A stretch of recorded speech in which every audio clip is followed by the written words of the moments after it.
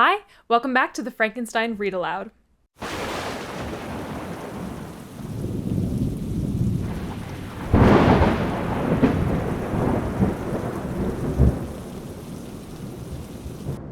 Last week we dove into Captain Walton's letters to his sister as he was journeying to the North Pole on a scientific expedition. On this journey, he discovered Victor Frankenstein in the ocean, and he pulled him up out of the ice, basically brought him back to life, nursed him back to health, and now Victor Frankenstein is going to tell Robert Walton his life story, essentially, and that's what we're getting ready to dive into today. So, without further ado, let's dive in. Chapter 1. I am by birth a Genovese, and my family is one of the most distinguished of that republic. My ancestors had been for many years counselors and syndics, and my father had filled several public situations with honor and reputation. He was respected by all who knew him for his integrity and indefatigable attention to public business. He passed his younger days perpetually occupied by the affairs of his country, and it was not until the decline of life that he thought of marrying and bestowing on the state sons who might carry his virtues and his name down to posterity. As the circumstances of his marriage illustrate his character, I cannot refrain from relating them. One of his most intimate friends was a merchant who, from a flourishing state, fell, through numerous mischances, into poverty. This man, whose name was Beaufort, was of a proud and unbending disposition, and could not bear to live in poverty and oblivion in the same country where he had formerly been distinguished for his rank and magnificence. Having paid his debts, therefore, in the most honorable manner, he retreated with his daughter to the town of Lucerne, where he lived unknown and in wretchedness. My father loved Beaufort with the truest friendship, and was deeply grieved by his retreat in these unfortunate circumstances.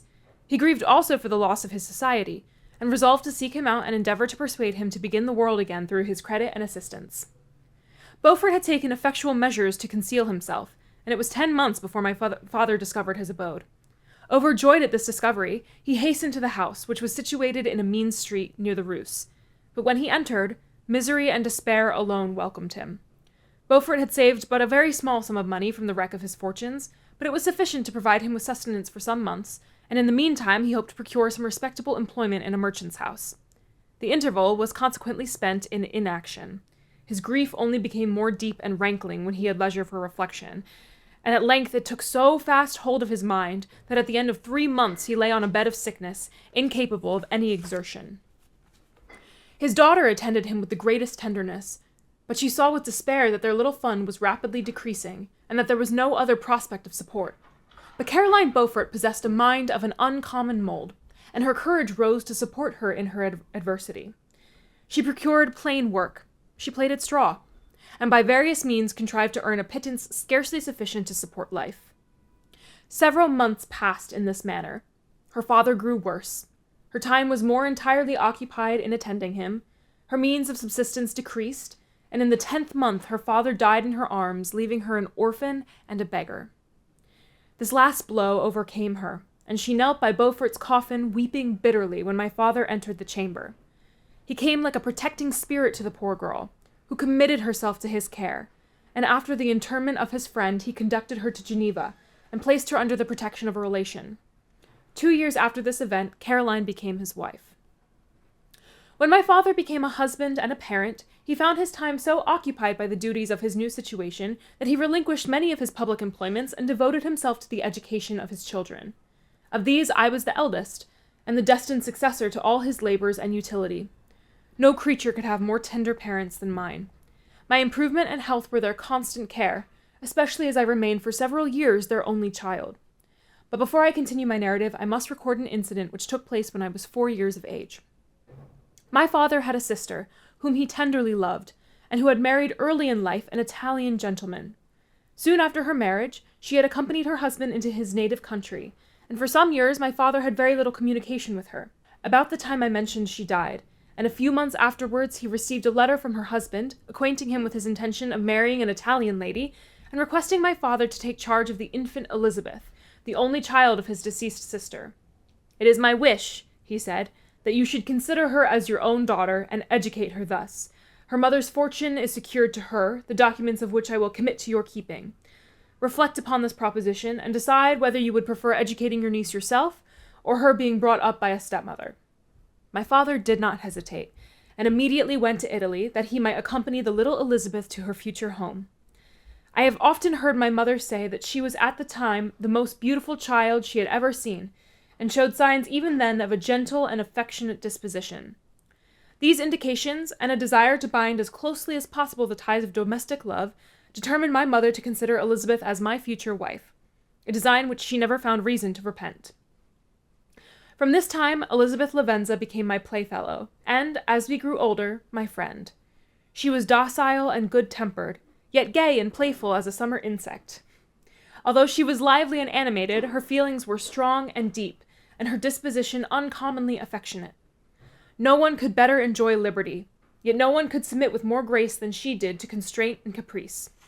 Her imagination was luxuriant, yet her capability of application was great. Her person was the image of her mind. Her hazel eyes, although as lovely as a bird's, possessed an attractive softness. Her figure was light and airy, and, though capable of enduring great fatigue, she appeared the most fragile creature in the world. While I admired her understanding and fancy, I loved to tend on her, as I should on a favorite animal, and I never saw so much grace both of person and mind united to so little pretension. Everyone adored Elizabeth. If the servants had any request to make, it was always through her intercession. We were strangers to any species of disunion or dispute, for although there was a great dissimilitude in our characters, there was a harmony in that very dissimilitude.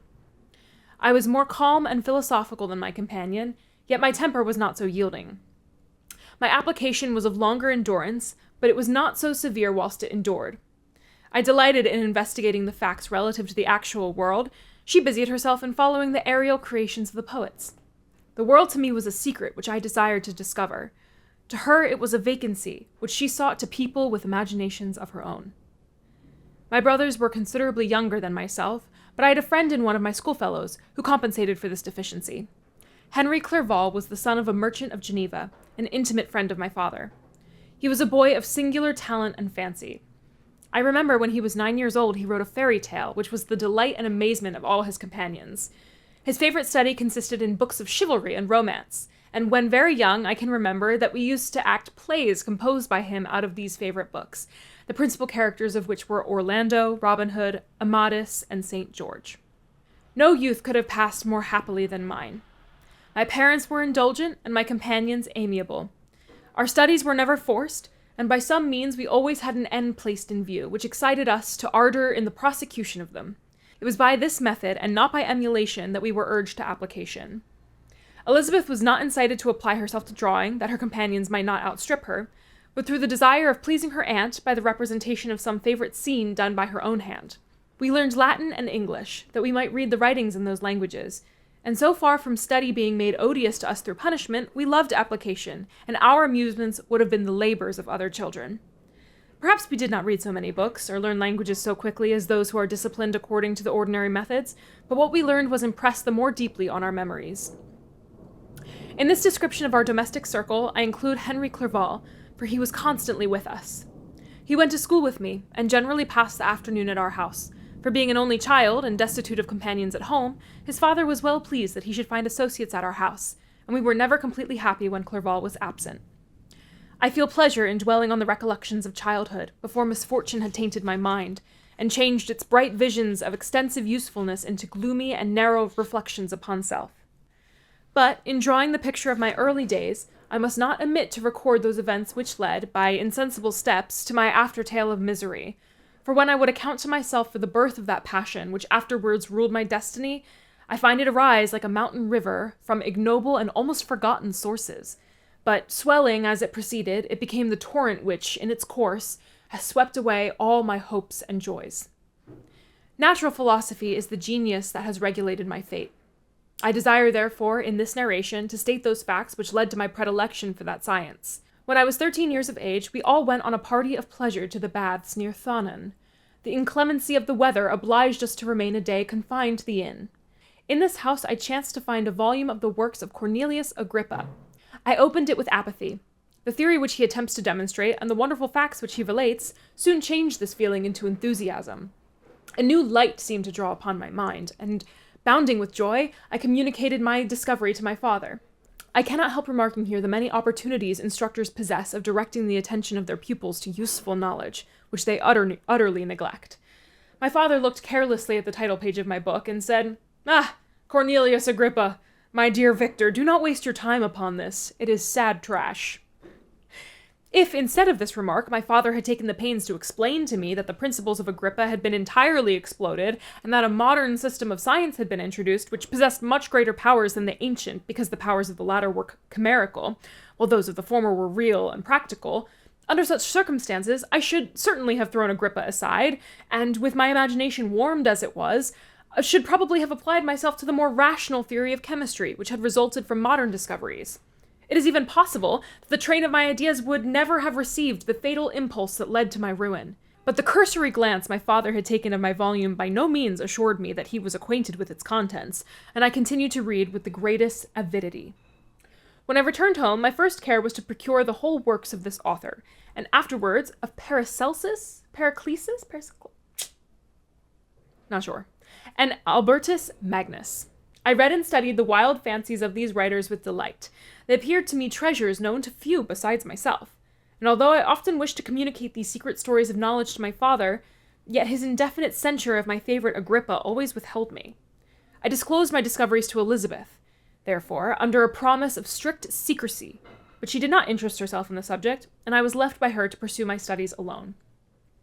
It may appear very strange that a disciple of Albertus Magnus should arise in the 18th century, but our family was not scientifical, and I had not attended any of the lectures given at the schools of Geneva.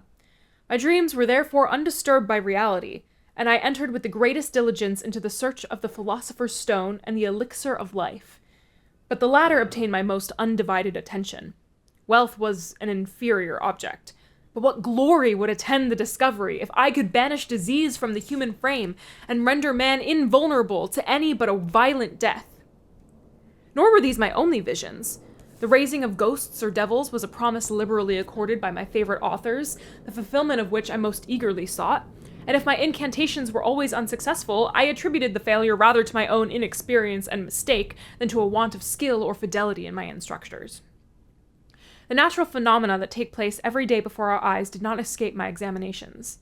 Distillation and the wonderful effects of steam, processes of which my favorite authors were utterly ignorant, excited my astonishment, but my utmost wonder was engaged by some experiments on an air pump, which I saw employed by a gentleman whom we were in the habit of visiting. The ignorance of the early philosophers on these and several other points served to decrease their credit with me, but I could not entirely throw them aside before some other systems should occupy their place in my mind. When I was about 15 years old, we had retired to our house near Bellerive, when we witnessed a most violent and terrible thunderstorm. It advanced from behind the mountains of Jura, and the thunder burst at once with frightful loudness from various quarters of the heavens. I remained, while the storm lasted, watching its progress with curiosity and delight. As I stood at the door, on a sudden I beheld a stream of fire issued from an old and beautiful oak, which stood about 20 yards from our house, and so soon as the dazzling light vanished, the oak had disappeared, and nothing remained but a blasted stump. When we visited it the next morning, we found the tree shattered in a singular manner. It was not splintered by the shock, but entirely reduced to thin ribbons of wood. I never beheld anything so utterly destroyed. The catastrophe of this tree excited my extreme astonishment, and I eagerly inquired of my father the nature and origin of thunder and lightning. He replied, "Electricity," describing at the same time the various effects of that power. He constructed a small electrical machine and exhibited a few experiments. He made also a kite with a wire and string which drew down that fluid from the clouds. This last stroke completed the overthrow of Cornelius Agrippa, Albertus Magnus, and Paracelsus. I'm going with that. Who had so long reigned the lords of my imagination. But by some fatality, I did not feel inclined to commence the study of any modern system, and this disinclination was influenced by the following circumstance. My father expressed a wish that I should attend a course of lectures upon natural philosophy, to which I cheerfully consented. Some accident prevented my attending these lectures until the course was nearly finished. The lecture, being therefore one of the last, was entirely incomprehensible to me. The professor discoursed with the greatest fluency of potassium and boron, of sulfates and oxides, terms to which I could affix no idea, and I became disgusted with the science of natural philosophy, although I still read Pliny and Buffon with delight, authors, in my estimation, of nearly equal interest and utility.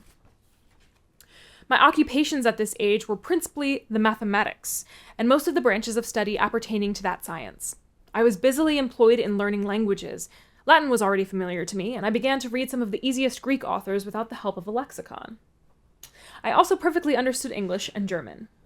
This is the list of my accomplishments at the age of 17, and you may conceive that my hours were fully employed in acquiring and maintaining a knowledge of this various literature. Another task was also devolved upon me when I became the instructor of my brothers. Ernest was 6 years younger than myself, and was my principal pupil. He had been afflicted with ill health from his infancy, through which Elizabeth and I had been his constant nurses. His disposition was gentle, but he was incapable of any severe application. William, the youngest of our family, was yet an infant, and the most beautiful little fellow in the world. His lovely blue eyes, dimpled cheeks, and endearing manners inspired the tenderest affection. Such was our domestic circle, from which care and pain seemed forever banished.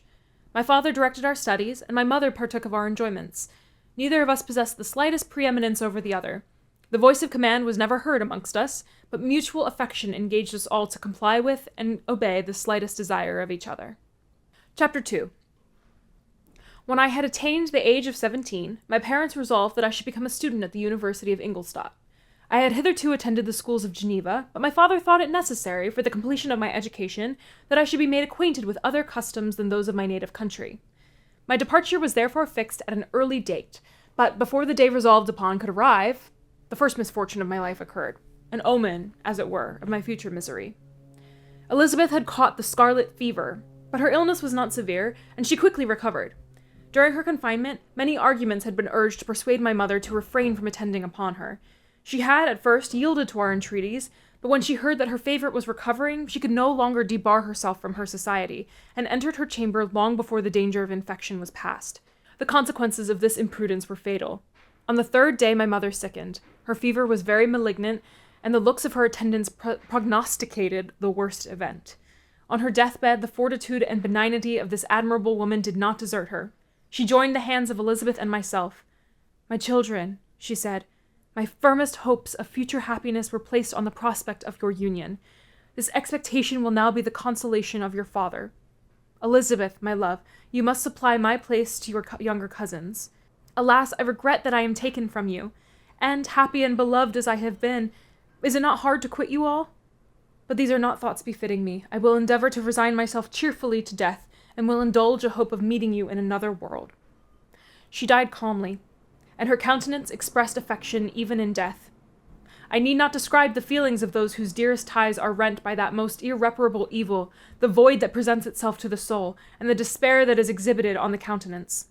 It is so long before the mind can persuade itself that she, whom we saw every day, and whose very existence appeared a part of our own, can have departed forever, that the brightness of a beloved eye can have been extinguished, and the sound of a voice so familiar and dear to the ear can be hushed, never more to be heard.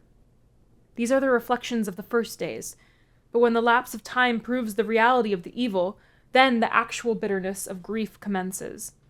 Yet from whom has not that rude hand rent away some dear connection, and why should I describe a sorrow which all have felt, and must feel? The time at length arrives when grief is rather an indulgence than a necessity, and the smile that plays upon the lips, although it may be deemed a sacrilege, is not banished. My mother was dead, but we had still duties which we ought to perform. We must continue our course with the rest, and learn to think ourselves fortunate, whilst one remains whom the spoiler has not seized. My journey to Ingolstadt, which had been deferred by these events, was now again determined upon. I obtained from my father a respite of some weeks. This period was spent sadly. My mother's death and my speedy departure depressed our spirits, but Elizabeth endeavored to renew the spirit of cheerfulness in our little society. Since the death of her aunt, her mind had acquired new firmness and vigor. She determined to fulfill her duties with the greatest exactness, and she felt that that most imperious duty of rendering her own uncle and cousins happy had devolved upon her. She consoled me, amused her uncle, instructed my brothers, and I never beheld her so enchanting as at this time, when she was continually endeavoring to contribute to the happiness of others, entirely forgetful of herself. The day of my departure at length arrived. I had taken leave of all my friends excepting Clerval, who spent the last evening with us. He bitterly lamented that he was unable to accompany me, but his father could not be persuaded to part with him, intending that he should become a partner with him in business, in compliance with his favorite theory that learning was superfluous in the commerce of ordinary life.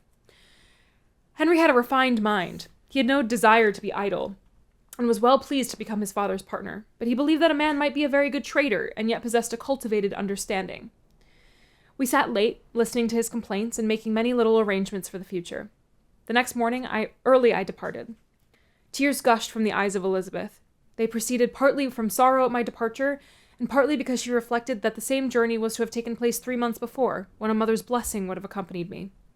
I threw myself into the chaise that was to convey me away, and indulged in the most melancholy reflections. I, who had ever been surrounded by amiable companions, continually engaged in endeavoring to bestow mutual pleasure, I was now alone. In the university whither I was going, I must form my own friends, and be my own protector. My life had hitherto been remarkably secluded and domestic, and this had given me invincible repugnance to new countenances. I loved my brothers, Elizabeth and Clerval. These were old familiar faces, but I believed myself totally unfitted for the company of strangers.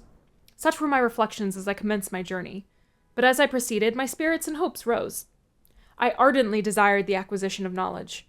I had often, when at home, thought it hard to remain during my youth cooped up in one place, and had longed to enter the world, and take my station among other human beings. Now my desires were complied with, and it would, indeed, have been folly to repent. I had sufficient leisure for these and many other reflections during my journey to Ingolstadt, which was long and fatiguing. At length the high white steeple of the town met my eyes. I alighted, and was conducted to my solitary apartment to spend the evening as I pleased.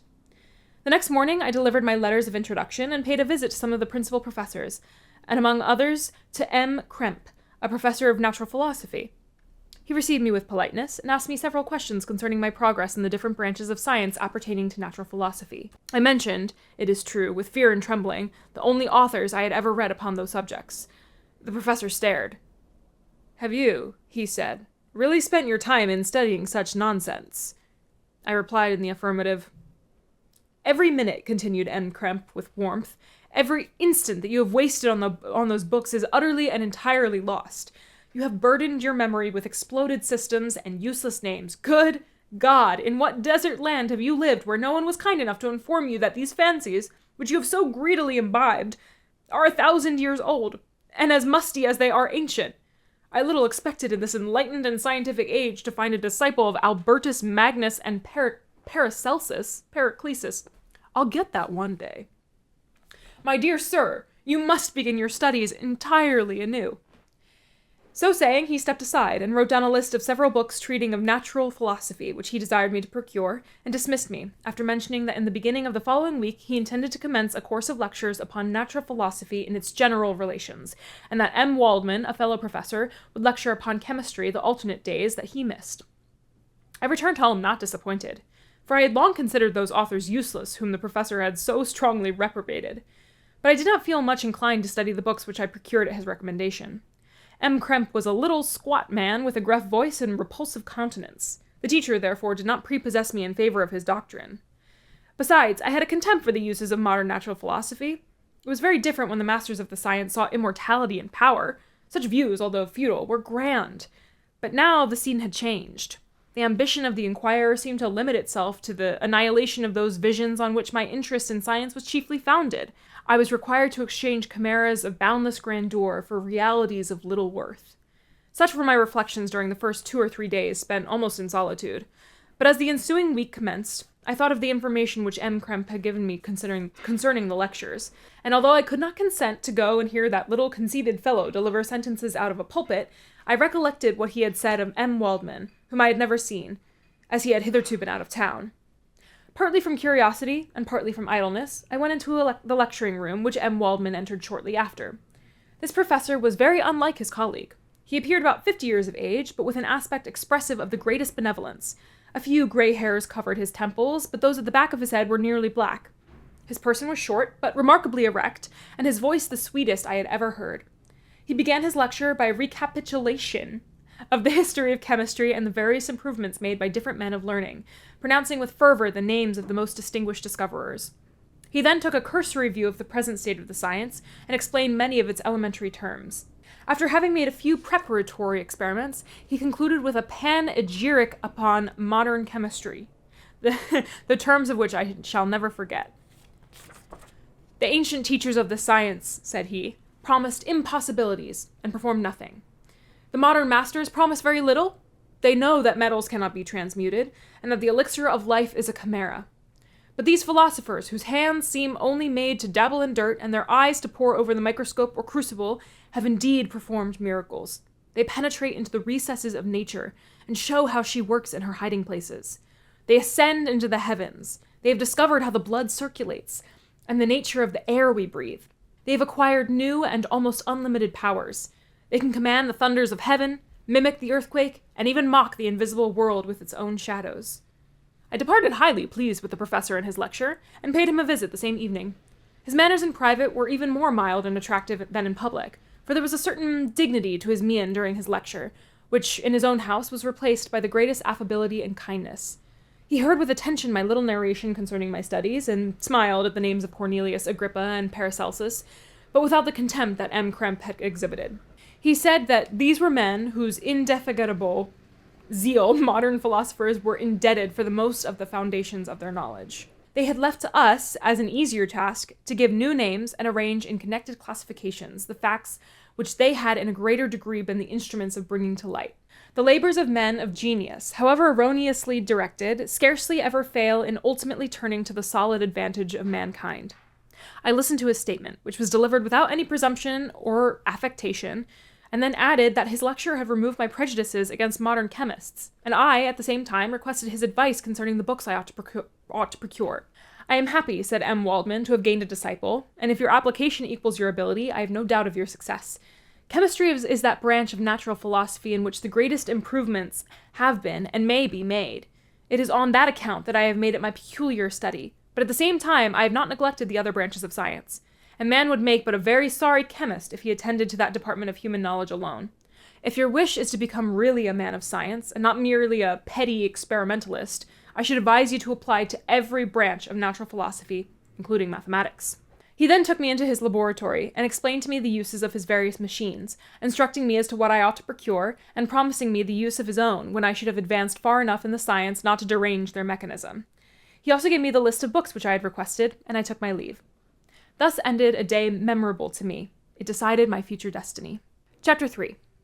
From this day, natural philosophy, and particularly chemistry, in the most comprehensive sense of the term, became nearly my sole occupation. I read with ardor those works so full of genius and discrimination which modern inquirers have written on these subjects.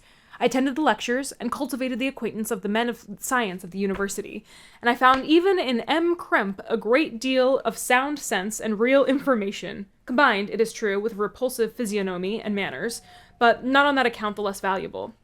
In M. Waldman I found a true friend. His gentleness was never tinged by dogmatism, and his instructions were given with an air of frankness and good nature that banished every idea of pedantry. It was, perhaps, the amiable character of this man that inclined me more to that branch of natural philosophy which he professed, than an intrinsic love for the science itself. But this state of mind had place only in the first steps towards knowledge. The more fully I entered into the science, the more exclusively I pursued it for its own sake. That application, which at first had been a matter of duty and resolution, now became so ardent and eager that the stars often disappeared in the light of morning whilst I was yet engaged in my laboratory. As I applied so closely, it may be easily conceived that I improved rapidly. My ardor was indeed the astonishment of the students, and my proficiency that of the masters. Professor Krempe often asked me with a sly smile how Cornelius Agrippa went on, whilst M. Waldman expressed the most heartfelt exultation in my progress. 2 years passed in this manner, during which I paid no visits to Geneva, but was engaged heart and soul in the pursuit of some discoveries which I hoped to make. None but those who have experienced them can conceive of the enticements of science. In other studies, you go as far as others have gone before you, and there is nothing more to know. But in a scientific pursuit, there is continual food for discovery and wonder. A mind of moderate capacity which closely pursues one study must infallibly arrive at great proficiency in that study. And I, who continually sought the attainment of one object of pursuit, and was solely wrapped up in this, improved so rapidly that, at the end of 2 years, I made some discoveries in the improvement of some chemical instruments, which procured me great esteem and admiration at the university. When I had arrived at this point, and had become as well acquainted with the theory and practice of natural philosophy as depended on the lessons of any of the professors at Ingolstadt, My residence there being no longer conducive to my improvements, I thought of returning to my friends in my native town, when an incident happened that protracted my stay. One of the phenomena which had peculiarly attracted my attention was the structure of the human frame, and indeed any animal endued with life. Whence, I often asked myself, did the principle of life proceed? It was a bold question, and one which had ever been considered as a mystery. Yet, with how many things are we upon the brink of becoming acquainted if cowardice or carelessness did not restrain our inquiries? I revolved these circumstances in my mind, and determined thenceforth to apply myself more particularly to those branches of natural philosophy which relate to physiology. Unless I had been animated by an almost supernatural enthusiasm, my application to this study would have been irksome and almost intolerable. To examine the causes of life, we must first have recourse to death. I became acquainted with the science of anatomy, but this was not sufficient. I must also observe the natural decay and corruption of the human body. In my education, my father had taken the greatest precautions that my mind should be impressed with no supernatural horrors. I do not ever remember to have trembled at a tale of superstition, or to have feared the apparition of a spirit. Darkness had no effect upon my fancy, and a churchyard was to me merely the receptacle of bodies deprived of life, which, from being the seat of beauty and strength, had become food for the worm. Now I was led to examine the cause and progress of this decay, and forced to spend days and nights in vaults and charnel houses. My attention was fixed upon every object the most insupportable to the delicacy of human feelings. I saw how the fine form of a man was degraded and wasted. I beheld the corruption of death succeed to the blooming cheek of life. I saw how the worm inherited the wonders of the eye and brain.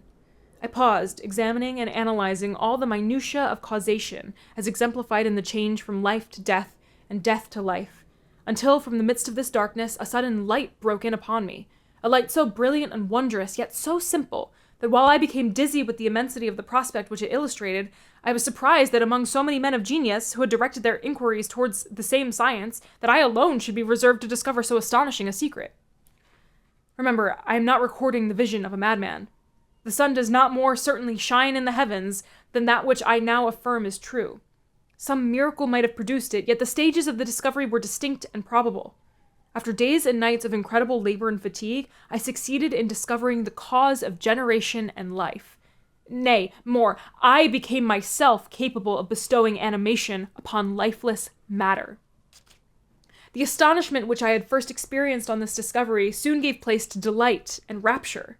After so much time spent in painful labor, to arrive at once at the summit of my desires was the most gratifying consummation of my toils. But this discovery was so great and overwhelming that all the steps by which I had been progressively led to it were obliterated, and I beheld only the result.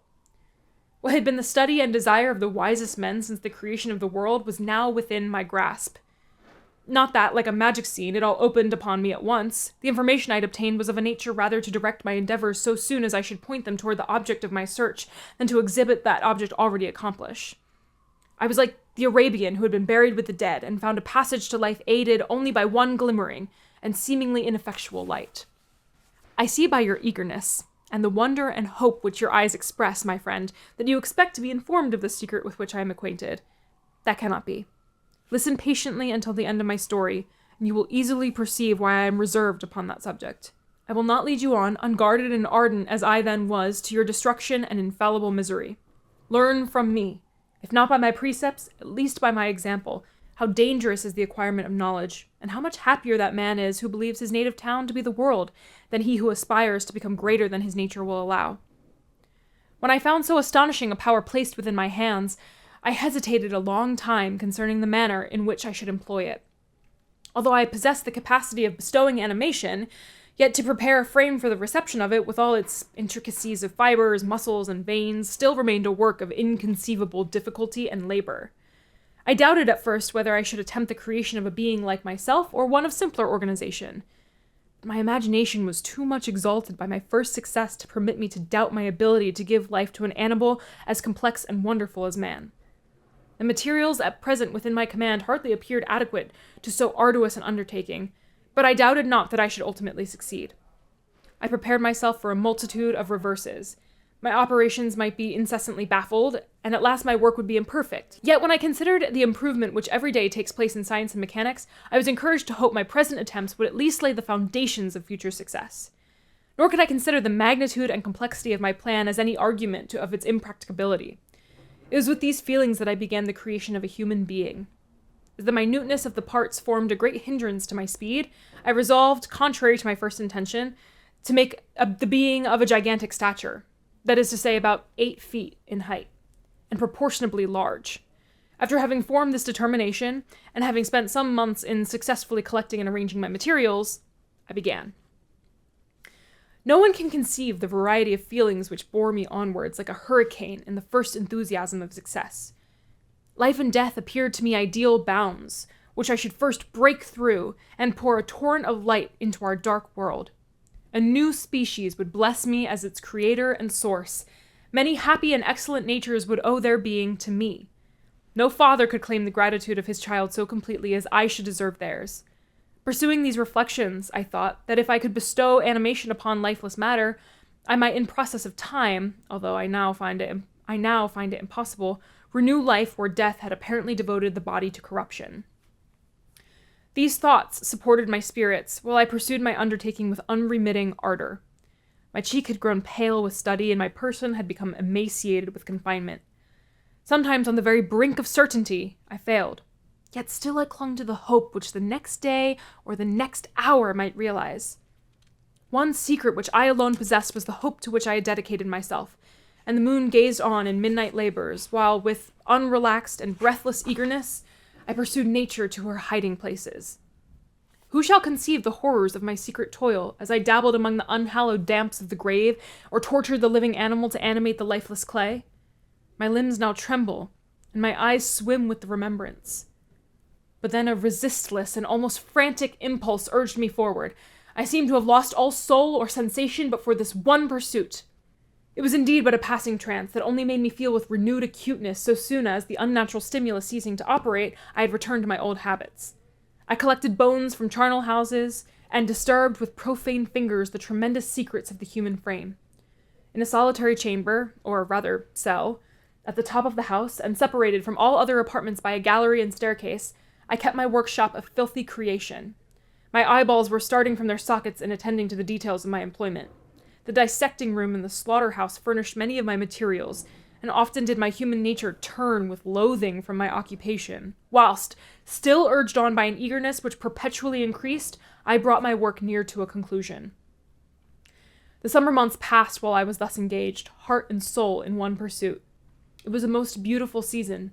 Never did the fields bestow a more plentiful harvest, or the vines yield a more luxuriant vintage, but my eyes were insensible to the charms of nature.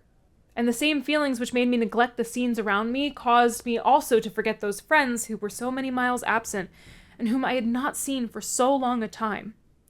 I knew my silence disquieted them, and I well remembered the words of my father. I know that while you are pleased with yourself, you will think of us with affection, and we shall hear regularly from you. You must pardon me if I regard any interruption to your correspondence as a proof that your other duties are equally neglected. I knew well, therefore, what would be my father's feelings, but I could not tear my thoughts from my employment, loathsome in itself, but which had taken an irresistible hold of my imagination. I wished, as it were, to procrastinate all that related to my feelings of affection until the great object, which swallowed up every habit of my nature, should be completed. I then felt that my father would be unjust if he ascribed my neglect to vice, or faultiness on my part, but I am now convinced that he was justified in conceiving that I should not be altogether free from blame.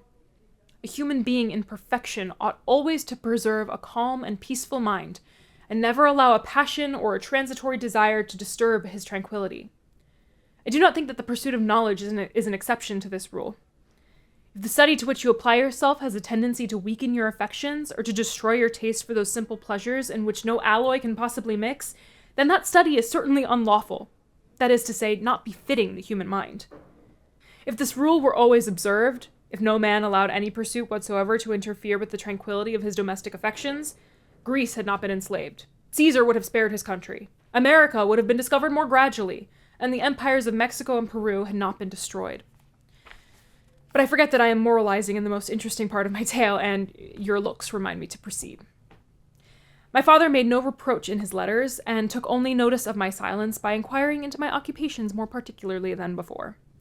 Winter, spring, and summer passed away during my labors, but I did not watch the blossom or the expanding leaves, sights which before always yielded me supreme delight, so deeply was I engrossed in my occupation. The leaves of that year had withered before my work drew near to a close, and now every day showed me more plainly how well I had succeeded. But my enthusiasm was checked by my anxiety, and I appeared rather like one doomed by slavery to toil in the mines or any other unwholesome trade than an artist occupied by his favorite employment. Every night I was oppressed by a slow fever, and I became nervous to a most painful degree, a disease that I regretted the more because I had hitherto enjoyed most excellent health and had always boasted of the firmness of my nerves. But I believed that exercise and amusement would soon drive away such symptoms, and I promised myself both of these when my creation should be complete. Chapter 4. It was on a dreary night of November that I beheld the accomplishment of my toils. With an anxiety that almost amounted to agony, I collected the instruments of life around me, that I might infuse a spark of being into the lifeless thing that lay at my feet. It was already 1 a.m. The rain pattered dismally against the panes, and my candle was nearly burnt out, when, by the glimmer of the half-extinguished light, I saw the dull yellow eye of the creature open. It breathed hard, and a convulsive motion agitated its limbs. How can I describe my emotions at this catastrophe, or how delineate the wretch whom with such infinite pains and care I had endeavored to form? His limbs were in proportion, and I had selected his features as beautiful. Beautiful, great God! His yellow skin scarcely covered the work of muscles and arteries beneath. His hair was of a lustrous black and flowing, his teeth of a pearly whiteness, but these luxuriances only formed a more horrid contrast with his watery eyes that seemed almost of the same color as the dun white sockets in which they were set, his shriveled complexion and straight black lips. The different accidents of life are not so changeable as the feelings of human nature. I had worked hard for nearly 2 years for the sole purpose of infusing life into an inanimate body. For this I had deprived myself of rest and health. I had desired it with an ardor that far exceeded moderation, but now that I had finished, the beauty of the dream vanished, and breathless horror and disgust filled my heart. Unable to endure the aspect of the being I had created, I rushed out of the room, and continued a long time traversing my bedchamber, unable to compose my mind to sleep. At length lassitude succeeded to the tumult I had before endured, and I threw myself on the bed in my clothes, endeavoring to seek a few moments of forgetfulness. But it was in vain. I slept indeed, but I was disturbed by the wildest dreams. I thought I saw Elizabeth, in the bloom of health, walking in the streets of Ingolstadt. Delighted and surprised, I embraced her, but as I imprinted the first kiss on her lips, they became livid with the hue of death. Her features appeared to change, and I thought that I held the corpse of my dead mother in my arms. A shroud enveloped her form, and I saw the grave worms crawling in the folds of the flannel. I started from my sleep with horror. A cold dew covered my forehead, my teeth chattered, and every limb became convulsed when, by the dim and yellow light of the moon, as it forced its way through the window shutters, I beheld the wretch, the miserable monster whom I had created. He held up the curtain of the bed, and his eyes, if eyes they may be called, were fixed on me. His jaw opened, and he muttered some inarticulate sounds, while a grin wrinkled his cheeks. He might have spoken, but I did not hear. One hand was stretched out, seemingly to detain me, but I escaped and rushed downstairs. I took refuge in the courtyard belonging to the house which I inhabited, where I remained during the rest of the night, walking up and down in the greatest agitation, listening attentively, catching and fearing each sound as if it were to announce the approach of the demoniacal corpse to which I had so miserably given life. Oh, no mortal could support the horror of that countenance. A mummy, again endued with animation, could not be so hideous as that wretch. I had gazed on him while unfinished. He was ugly then, but when those muscles and joints were rendered capable of motion, it became a thing such as even Dante could not have conceived. I passed the night wretchedly. Sometimes my pulse beat so quickly and hardly that I felt the palpitation of every artery. At others I nearly sank to the ground through languor and extreme weakness. Mingled with this horror, I felt the bitterness of disappointment. Dreams that had been my food and pleasant rest for so long a space were now become a hell to me. And the change was so rapid, the overthrow so complete. Morning, dismal and wet, at length dawned, and discovered to my sleepless and aching eyes the church of Ingolstadt, its white steeple and clock which indicated the 6th hour. The porter opened the gates of the court which had that night been my asylum, and I issued into the streets, pacing them with quick steps, as if I sought to avoid the wretch whom I feared every turning of the street would present to my view. I did not dare return to the apartment which I inhabited, but felt impelled to hurry on, although wetted by the rain which poured from a black and comfortless sky. I continued walking in this manner for some time, endeavoring by bodily exercise to ease the load that weighed upon my mind. I traversed the streets without any clear conception of where I was or what I was doing. My heart palpitated in the sickness of fear, and I hurried on with irregular steps, not daring to look about me. Like one who on a lonely road doth walk in fear and dread, and having once turned round walks on, and turns no more his head, because he knows a frightful fiend doth close behind him tread. That's Coleridge's Ancient Mariner. Continuing thus, I came at length opposite to the inn at which the various diligences and carriages usually stopped. Here I paused, I knew not why, but I remained some minutes with my eyes fixed on a coach that was coming towards me from the other end of the street. As it grew nearer, I observed that it was the Swiss diligence. It stopped just where I was standing, and on the door being opened, I perceived Henry Clerval, who, on seeing me, instantly sprung out. "My dear Frankenstein," exclaimed he, "how glad I am to see you! How fortunate that you should be here at the very moment of my alighting!" Nothing could equal my delight on seeing Clerval. His presence brought back to my thoughts my father, Elizabeth, and all those scenes of home so dear to my recollection. I grasped his hand, and in a moment forgot my horror and misfortune. I felt suddenly, and for the first time during many months, calm and serene joy.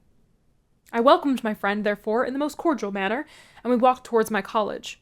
Clerval continued talking for some time about our mutual friends and his own good fortune in being permitted to come to Ingolstadt. "You may easily believe," said he, "how great was the difficulty to persuade my father that it was not absolutely necessary for a merchant not to understand anything except bookkeeping, and indeed I believe I left him incredulous to the last, for his constant answer to my unwearied entreaties was the same as that of the Dutch schoolmaster in the Vicar of Wakefield. 'I have 10,000 florins a year without Greek, I eat heartily without Greek.' But his affection for me at length overcame his dislike of learning, and he has permitted me to undertake a voyage of discovery to the land of knowledge. It gives me the greatest delight to see you, but tell me how you left my father, brothers, and Elizabeth." "Very well, and very happy, only a little uneasy that they hear from you so seldom. By the by, I mean to lecture you a little upon their account myself. But my dear Frankenstein," continued he, stopping short and gazing full in my face, "I did not before remark how very ill you appear, so thin and pale. You look as if you had been watching for several nights." "You have guessed right. I have lately been so deeply engaged in one occupation that I have not allowed myself sufficient rest, as you see, but I sincerely hope that all these employments are now at an end, and that I am at length free." I trembled excessively. I could not endure to think of, and far less to allude to, the occurrences of the preceding night. I walked with a quick pace, and we soon arrived at my college. I then reflected, and the thought made me shiver, that the creature whom I had left in my apartment might still be there, alive, and walking about.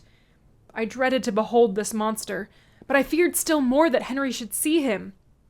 Entreating him, therefore, to remain a few minutes at the bottom of the stairs, I darted up towards my own room. My hand was already on the lock of the door before I recollected myself. I then paused, and a cold shivering came over me.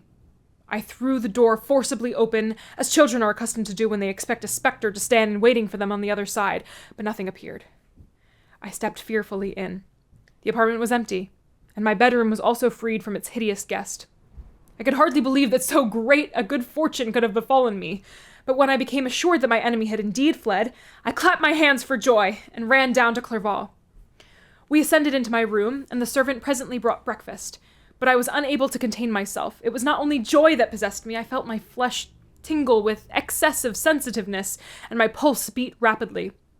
I was unable to remain for a single instant in the same place. I jumped over the chairs, clapped my hands, and laughed aloud. Clerval at first attributed my unusual spirits to joy on his arrival, but when he observed me more attentively, he saw a wildness in my eyes for which he could not account, and my loud, unrestrained, heartless laughter frightened and astonished him. "My dear Victor," cried he, "what, for God's sake, is the matter? Do not laugh in that manner. How ill you are! What is the cause of all this?" "Do not ask me," cried I, putting my hands before my eyes, for I thought I saw the dreaded spectre glide into the room. "He can tell. Oh, save me! Save me!" I imagined that the monster seized me. I struggled furiously and fell down in a fit. Poor Clerval! What must have been his feelings? A meeting which he anticipated with such joy so strangely turned it to bitterness. But I was not the witness of his grief, for I was lifeless and did not recover my senses for a long, long time. This was the commencement of a nervous fever. which confined me for several months. During all that time, Henry was my only nurse. I afterwards learned that, knowing my father's advanced age and unfitness for so long a journey, and how wretched my sickness would make Elizabeth, he spared them this grief by concealing the extent of my disorder. He knew that I could not have a more kind and attentive nurse than himself, and, firm in the hope he felt of my recovery, he did not doubt that, instead of doing harm, he performed the kindest action that he could towards them. But I was in reality very ill, and surely nothing but the unbounded and unremitting attentions of my friend could have restored me to life. The form of the monster on whom I had bestowed existence was forever before my eyes, and I raved incessantly concerning him. Doubtless my words surprised Henry. He at first believed them to be the wanderings of my disturbed imagination, but the pertinacity with which I continually recurred to the same subject persuaded him that my disorder indeed owed its origin to some uncommon and terrible event. By very slow degrees, and with frequent relapses that alarmed and grieved my friend, I recovered. I remember the first time I became capable of observing outward objects with any kind of pleasure. I perceived that the fallen leaves had disappeared, and that the young buds were shooting forth from the trees that shaded my window.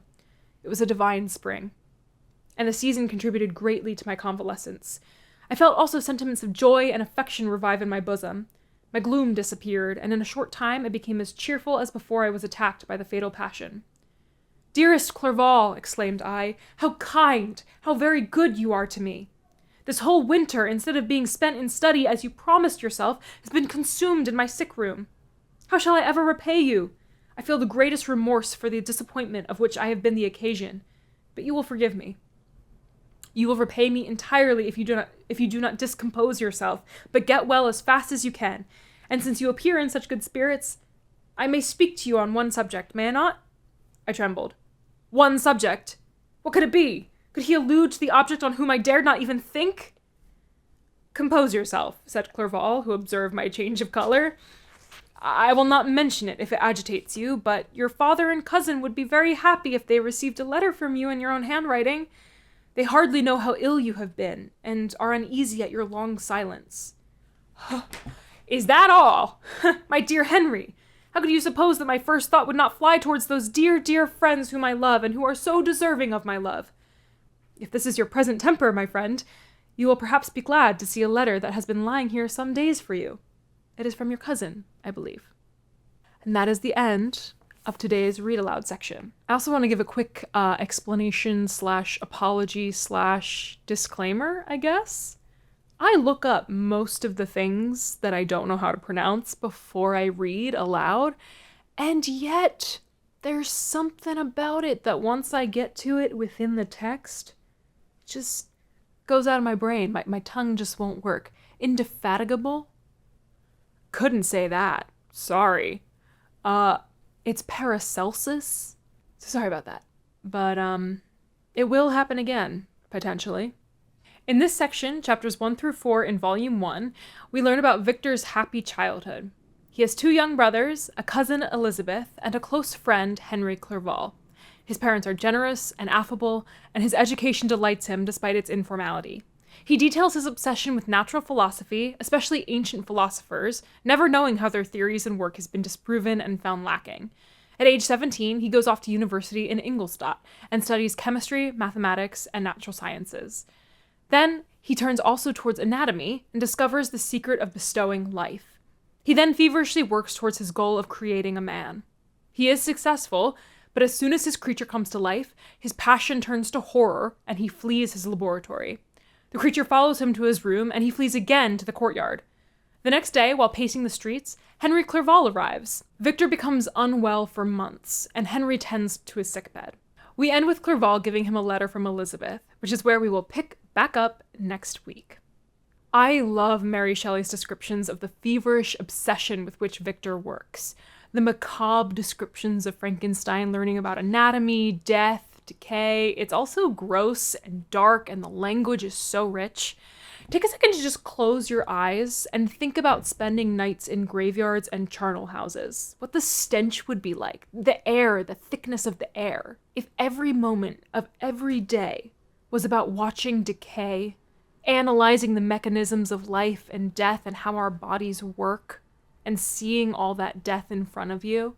Mary paints such a visceral image. When I first read the novel, I was surprised at how early on in the story he manages to create the creature. I thought the creation process was a much larger part of the plot. But you shall see how things play out throughout the rest of the novel in the coming weeks, and why the creation itself is such a small part. Now, some questions. Victor Frankenstein was obsessed with natural philosophy growing up. What was your fascination in childhood? What was your obsession? To the surprise of nobody, mine was Greek mythology. So, you got me there. 2, if you went to university in the 1700s, what would you study? Would you be a chemist? Anatomy? Would you study languages and try to get like really good at Greek and Latin? What would you do? 3, have you ever worked on something obsessively in a way that was detrimental to your overall well-being? And what was that like? Did you get fevers? Did you get sick? Did you have a mental breakdown, a crash out? What was that like for you? And if you've never experienced that, good for you. You have work-life balance. And 4, this is less of a question, more of an exercise. Imagine the creature. 8 feet tall and proportional with the 8 feet. Yellow skin, watery eyes, black hair, a thin black mouth. Handsome features separately, we're told, but together create something inhuman. I imagine it's a little uncanny valley. What would be your first reaction to seeing someone who looked like that? Be honest with yourself. If you didn't know that they were a creature created by science, how would you react? Would you think it was fine? Would you be scared? What kind of emotions would that bring up in you?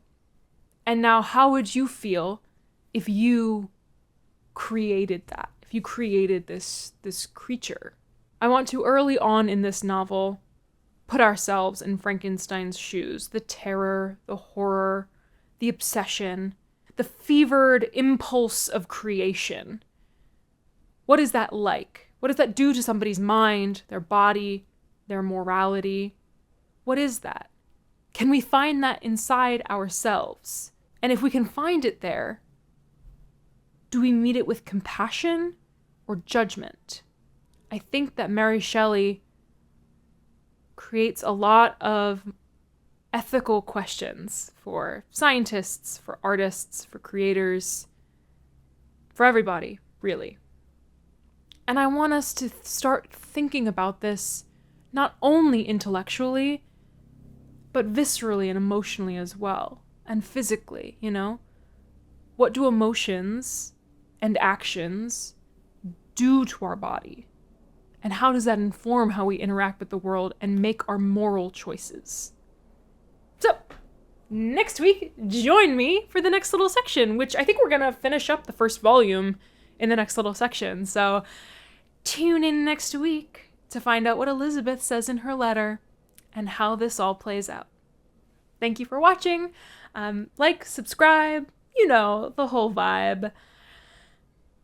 See you next week.